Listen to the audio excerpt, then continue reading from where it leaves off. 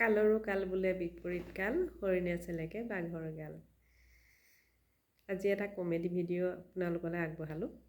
আপোনালোকে বাৰু জীৱ জন্তুৰ ঠেং দেখিছে? পাচলিৰ ঠেং দেখিছেনে? পাচলিৰ বজাৰলৈ আজিকালি যাবই নোৱাৰি, দেখিব আপুনি পাচলিত ঠেং লাগি আছে।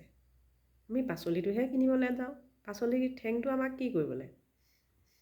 কিন্তু এটা কথা, কিনা হাঁহৰ বোলে ঠোঁটলৈকে মঙহ বুলি কয় যে, যেনেকৈ আমি হাঁহ এটা কিনি আনি পেলাই আমি ঠোঁটটোকো যেন নেপেলাম তেনেকুৱা নিচিনা লাগে।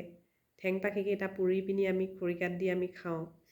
ঠিক তেনেধৰণে এই যে ফুলকবি, ব্ৰকলি এইবিলাকৰ ঠাৰিবোৰ দিনে দিনে ডাঙৰ হৈ হৈ গৈ আছে। ব্ৰকলিটো যিমান ডাঙৰ তাৰ ঠেঙো সিমানে ডাঙৰ।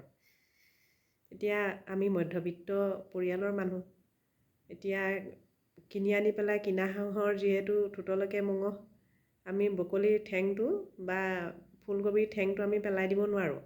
সেইটো আমি ওপৰৰ বাকলিটো চুচি মাজৰখিনি ধুনীয়াকৈ মিহি মিহিকৈ কাটি আমি পাচলিৰ লগত চব্জিৰ লগত মিক্স কৰি পিনি খাওঁ।